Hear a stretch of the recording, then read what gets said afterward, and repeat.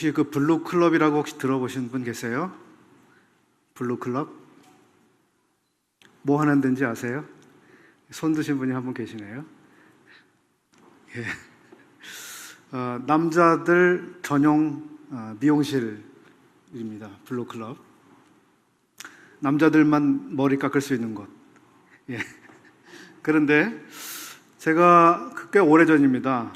수년 전에 길거리에서 보았던 그 미용실 이름 중에 아주 흥미로운, 기억에 깊이 남는 미용실 이름이 있었습니다. 그 미용실 이름이 아라비아 숫자로 3하고 SON, 선 헤어 컷이었습니다. 저게 뭐지? 아들 3명이 운영하는 머리 깎는 데인가? 이런 생각을 했는데 조금 머리를 돌려보니까 이게 삼손이구나 이런 생각이 들었습니다. 그런데 조금 으스스하더라고요. 저기 가서 머리를 자르면 몸의 기운이나 빠져나가나? 이런 생각도 들고 저기 누가 들어갈 수 있지? 이런 생각도 해봤습니다. 성경을 아는 분이 아마 그 가게 이름을 지었지 않았나 생각을 했습니다. 그 사사 가운데 아주 유명한 삼손을 모르는 분은 아마 안 계실 겁니다. 다 알고 계시고 그와 관련된 여러 유명한 이야기들 몇 가지가 금방 떠오르실 텐데요. 오늘은 13장에 있는 그 내용을 교제하기로 되어 있어서 13장 내용을 교제를 준비했습니다. 여기 2절에 소라 땅의 단지파의 가족 중 마노아라 이름하는 자가 나옵니다. 아시는 대로 단지파는 이스라엘 12지파 중에 하나이고 12지파 중에 가장 그 인수가 적은 그런 작은 지파였습니다. 따라서 그들이 분배받은 땅도 가장 조그만 땅을 분배받았습니다. 또 더 나아가서 그 분배받은 땅조차도 실질적으로 정복해서 소유하지를 못하고 아모리인들이 계속 버티고 있었기 때문에 자기들의 소유로 차지하지도 못했습니다. 그런 지파가 여기 단지파입니다. 여기 소라라고 하는 땅은 바로 이 단지파가 분배받은 땅이지만 블레셋이 바로 접하고 있는, 그래서 항상 위협 속에서 있는 이런 접경 지역이었습니다. 거기 살고 있는 사람이 마노아라고 하는 사람이었습니다. 더 나아가서 이 가정은 이제 아이도 없는 이런 가정이었습니다. 그래서 모든 것이 좋지 않은, 가문도 좋지 않고 여러 면에서 좋지 않은 이런 상황 속에 있는 가정이었다고 하는 것을 우리가 알 수 있습니다. 중요한 것은 하나님께서 많은 경우에 상황이 나쁜, 아주 캄캄한 이런 상황일 때 하나님께서 일하시는 그런 경우가 많다라고 하는 것을 우리가 발견하게 되는 것입니다. 이것은 우리에게 소망스러운 하나님의 인생 중에서 행하시는 그 원리로 보입니다. 그러니까 우리에게 여러 불리한 상황들, 또 내가 가지고 있지 못한 많은 그러한 점들, 이런 것들이 오히려 하나님께서 일하시기에 좋은 환경이 될 수 있다고 하는 것입니다. 이러한 원리를 사도 바울은 깊이 배우게 되었고 그것을 고린도 후서에서 우리에게 또 교훈해주고 있습니다. 우리가 약할 그때에 하나님의 능력이 강하게 나타나고 우리가 약해져야만 하나님이 강하실 수 있다고 하는 원리를 우리에게 가르쳐 주고 있습니다.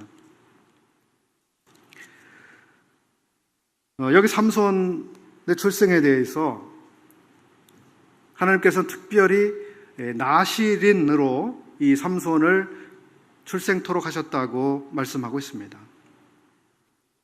삼손은 다른 사사들과 달리 다른 사사들은 출생할 때부터 구별되어서 사사로 하나님 사용하시기 위해서 택정한 그런 내용이 없는 반면에 삼손의 경우는 출생할 때부터 구원자로, 구원할 사람으로 성별해서 출생하도록 한 다른 사사들과 다른 점을 가지고 있습니다.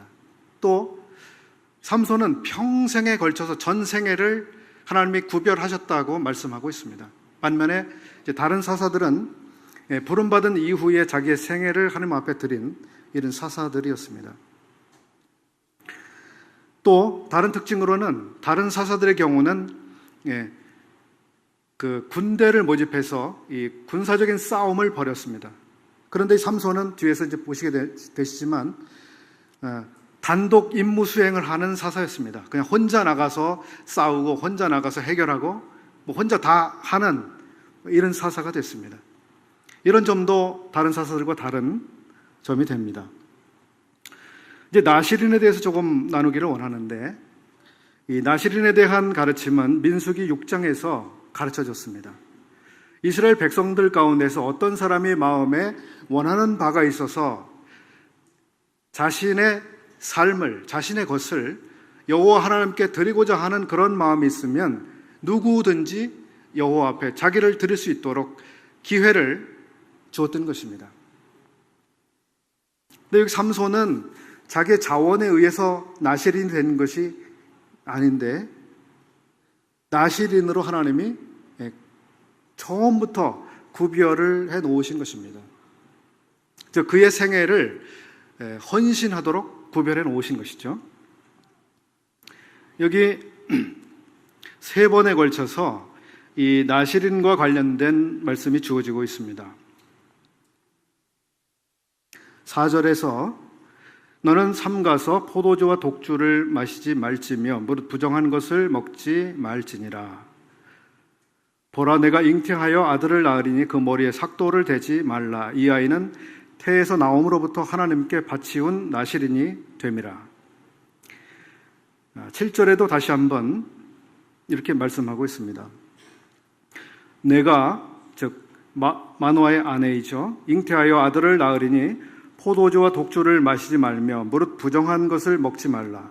이 아이는 태에서 나옴으로부터 죽을 날까지 하나님께 바치운 나시린이 됨이라 하더이다. 그리고 다시 한번 14절에 나오고 있는데요. 처음 말씀한 그 5절은 이제 잉태하여 출생할 그 아이가 나시린이기 때문에 그 아이는 음식에 있어서 그리고 머리에 있어서 어떻게 해야 되는지를 말씀하셨고, 7절은 그 삼손을 잉태하여 출산하게 될 그 어머니 마노아의 아내 자체도 포도주나 독주를 마셔서는 안 되고 부정한 것을 가까이 해서는 안 된다고 하는 것을 가르친 것이었습니다. 14절에서 말씀하신 것은 이제 마노아가 여호와의 사자에게 우리가 태어날 아이를 어떻게 길러야 하겠습니까? 라고 이제 양육을 어떻게 해야 될지를 여쭙게 되었을 때 거기에 대한 지침으로 다시 한번 주신 부분이죠. 포도나무의 소산을 먹지 말며 포도주와 독주를 마시지 말며 무릇 부정한 것을 먹지 말아서 내가 그에게 명한 것은 다 지킬 것이니라. 아마 이 말씀 때문에 이 마노아의 아내는 임신하고 있는 기간 내내 이 포도주, 독주, 부정한 음식 이런 것을 대단히 조심하고 멀리했을 것입니다. 그리고 삼손이 태어났을 때 그 아기가 어렸을 때부터 이것을 가르쳤을 것입니다. 너는 특별한 아이다. 너는 특별하게 태어났다. 너는 특별한 사명을 가지고 태어났다. 너에게는 하나님이 가지고 계신 놀라운 기대가 있다. 그렇기 때문에 너는 다른 사람과 같이 그런 삶을 살아서는 안 된다. 너는 다른 사람들과 달리 부정한 것들을 멀리해야 된다. 사람들이 즐기는 것들을 너도 즐겨서는 안 된다. 그렇게 해야지만 네가 하나님께서 너에 대한 하나님의 계획이 너를 통해서 이루어질 수 있다고 하는 것을 이 부모들은 가르쳤을 것입니다. 이 부모들이 이 아이를 어떻게 길러야 되겠습니까? 라고 질문했을 때 여호와의 사자께서는 다른 것을 말씀하지 않으셨습니다. 이 원리만을 가르치셨습니다. 사실 나시린으로서 이 아이가 어떻게 성장하고 나시린으로서 어떻게 살아가느냐 하는 것은 이제 삼손이라고 하는 사람의 생애를 통해서 하나님이 이루실 목적이 어떻게 성취되는 것인가에 있어서 대단히 직결되는 가장 중요한 원리가 됐던 것이죠.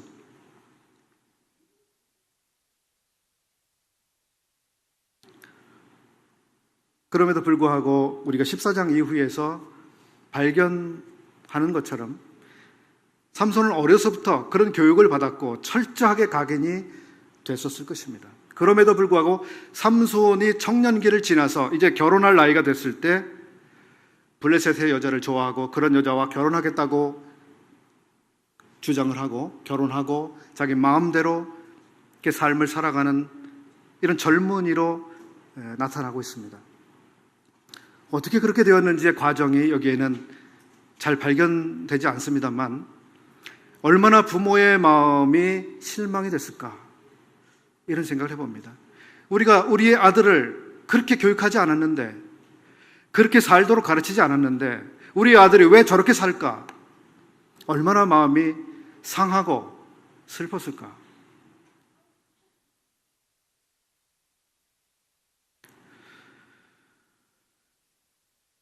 사실 삼손뿐만 아니라 구원받은 모든 성도들이 거듭나는 그날부터 사실은 세상으로부터 분리된 삶을 살도록 하나님이 부르셨다고 하는 것을 우리는 알고 있습니다. 세상에 사는 방식대로 세상에 추구하는 그러한 원리를 따라서 그러한 욕구를 따라서 그런 취향대로 그렇게 살지 않도록 우리를 하나님이 분리해 내셨습니다. 너희를 어두운 가운데서부터 불러내셨다고 말씀하고 계시고 그런 삶을 계속해서 살아가도록 우리에게 말씀하셨습니다.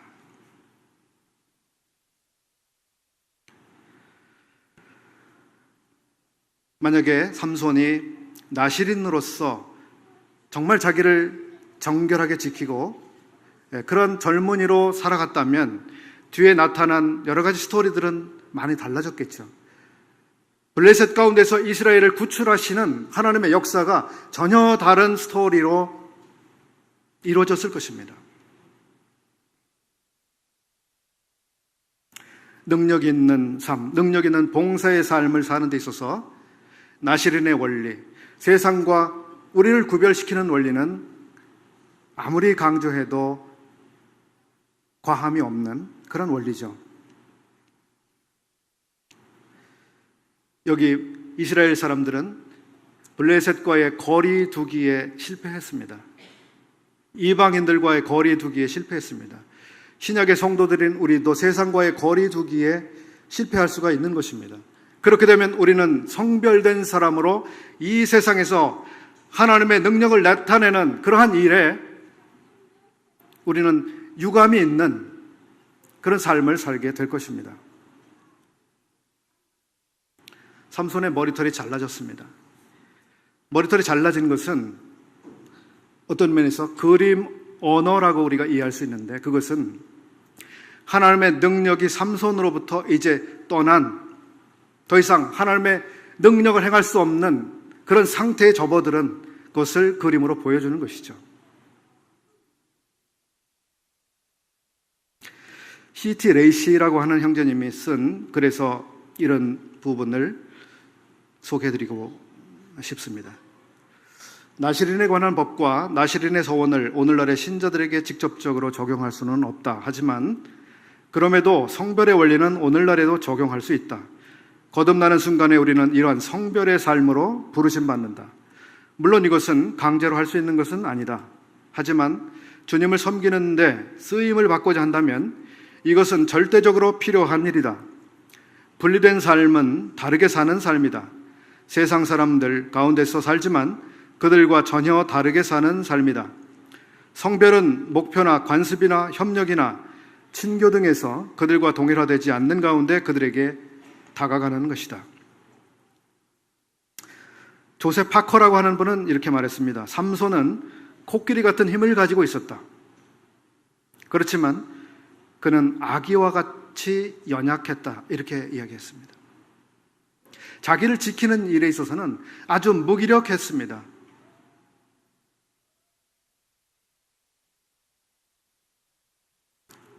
삼손, 그의 머리털이 잘라졌을 때 성령의 능력이 그로부터 떠났습니다.